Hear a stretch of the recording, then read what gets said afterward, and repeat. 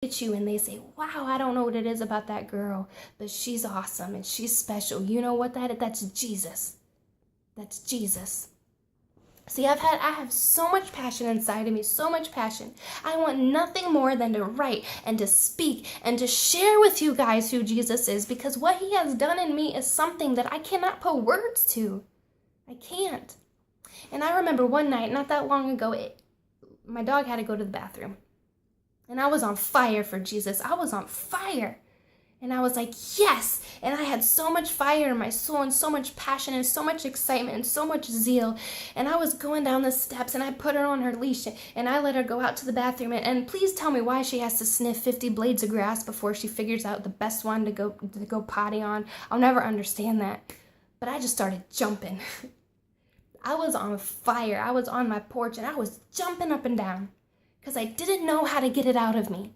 And I'm sure she was out there in the grass and she was looking up on the porch and she was saying, I don't know who that crazy lady is, but that's not my owner.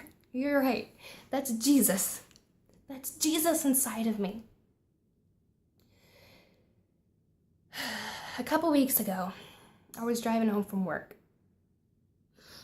And I was calling out to God. And I said, God, I love you so much, Lord. I want more of you, God. What you've done in my life so far is absolutely remarkable, God, but I want more.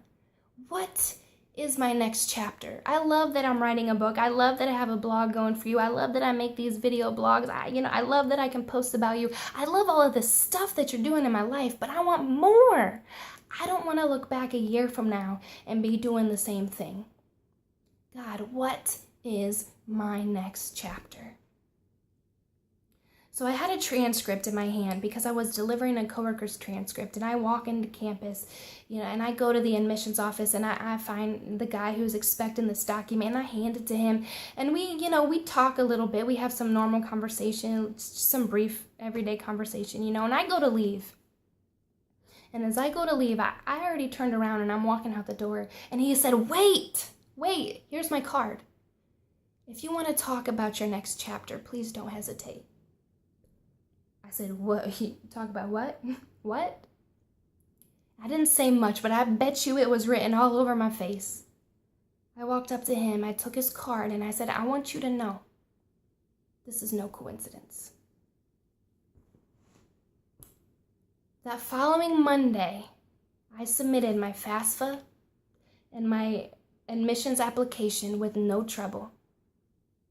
A few days late, 3 days before classes started, I was officially registered in seminary, officially registered. Okay, it happened so fast. It was beautiful. All because of a transcript.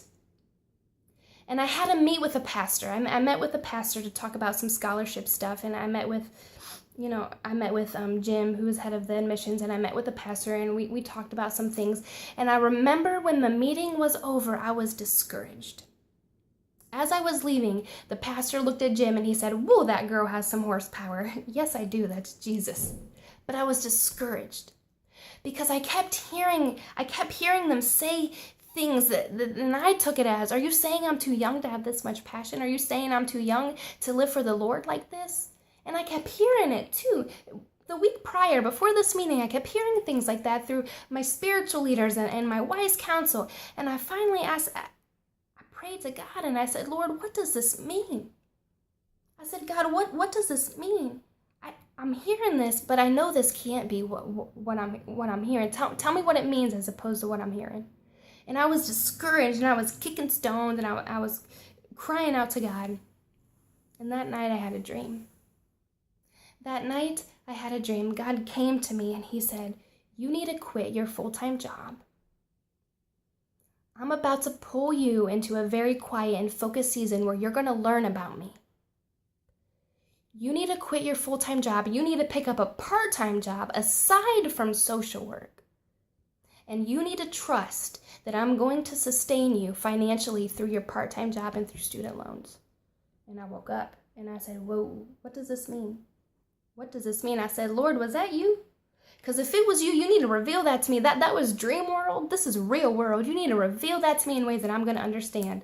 And let me tell you, that door opened up perfectly and everything fell into place perfectly. A week later, I did resign from social work. I do have a part-time job, and I moved. I got an apartment now that's a block from campus. I didn't plan that. Do you know how many times I tried moving this past year? Twice. In August, I tried moving, and the door shut. I tried moving again the beginning of September, and God closed that door. I said, why are you closing that door? See, here's the thing. He closes doors for our protection. And when you live for him, you know that. You no longer blame him. You thank him for that. It's remarkable. See, here's the thing. We want all of this doing. We see what we've been called to do. I know I've been called for ministry, and I want to jump in and do it. We want to just go to the doing, and we don't want to embrace the becoming. And that's all they were saying to me. I was just hearing it differently.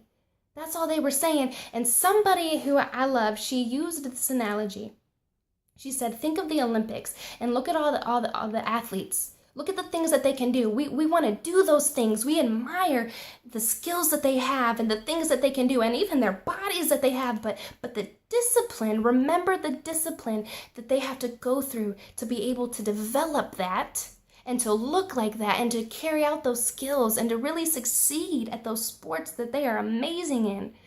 There's a process of becoming that we never want to embrace. We're not patient. We don't want to endure all the seasons of preparation to get to what God has called us to do, but that is so important to do. You see, you have to trust the Lord. You have a very special gift. You have a very special gift that needs developed. But until you die to yourself and let God give you that light that you're unknowingly looking for, that's not going to be discovered. I'm telling you, it's a fulfillment that I cannot put into words. It's a happiness that I've never known before in my entire life. And I am excited to see what he's going to continue to do in my life. Imagine what he can do in yours. You've got to let go completely. Not let go and hang on with one hand. You let go completely. Remember Proverbs 3:5. Trust in the Lord with all your heart and lean not on your own understanding, but in all your ways acknowledge him, and he shall direct your path. You matter, and you have a very special gift. You just have to let God reveal that to you. You have to be willing to embrace the process of becoming. You have to be willing to endure the seasons of preparation. You are going to do remarkable things for God's kingdom. You just have to trust that. God bless.